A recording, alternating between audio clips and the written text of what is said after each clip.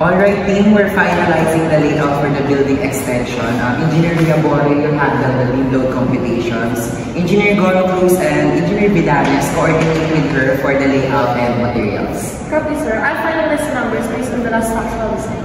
Good. Just make sure that all live loads and dead loads are all accounted for, and check all the walls and the shear walls loads carefully, especially on grid line number 3. Okay? Noted, sir.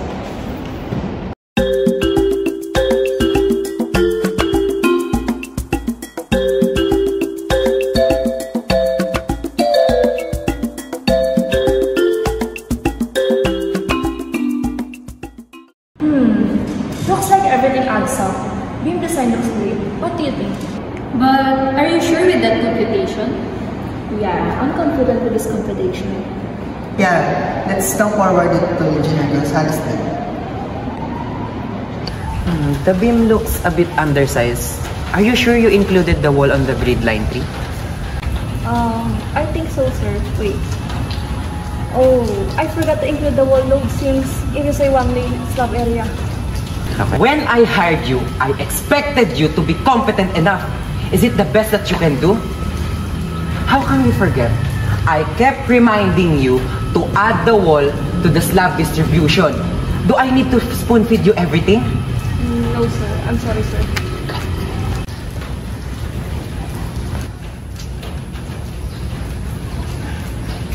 What happened here? Why did Engineer Gonzalez walk out?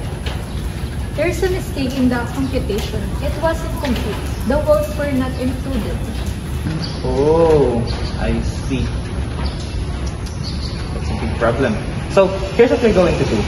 Later this day, we're going to meet in my office and we are going to discuss on how we are going to deal with this problem. Okay, we are going to work together for us to solve this certain problem. Okay, and later that day, you will apologize to Mr. Gonzalez. Okay? Liabore, when you compute the loads, always make sure to visualize the structures. The different types of slabs always affects the load distributions. Okay? But the wall and the different shear walls is always part of the computation. So, huwag mong kakalimutan. Okay? See here? Okay? Just make sure that all the walls are accounted for when you compute the live loads and the dead loads. Even without the slab amount, the wall still counts as vertical. Yes, exactly. I believe that's all, sir. Thank you for explaining clearly. And I'm sorry if I panic earlier. Okay, no problem. Mistakes happens, and what matters is that we all learn from it. Okay? And after this, make sure to go to Engineer Gonzalez and apologize for what happened there.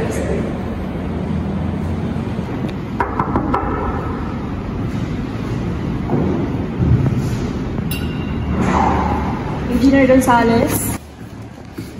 Engineer Gonzalez, this is the revised computation of the loads. Engineer Damian already checked it. And I'm really sorry for what happened last time. I apologize for my mistake.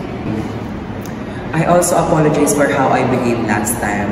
Everything just got into my head because of the target deadline. But now we can proceed to the next phase. Okay. Good work, team. I am glad that we worked it out. Yeah, thanks to Engineer De Leon for the guidance and patience. I learned more than that from any lecture. I agree. We learned a lot in this project and we can apply this in our future project. It taught us that controlling emotions will definitely help.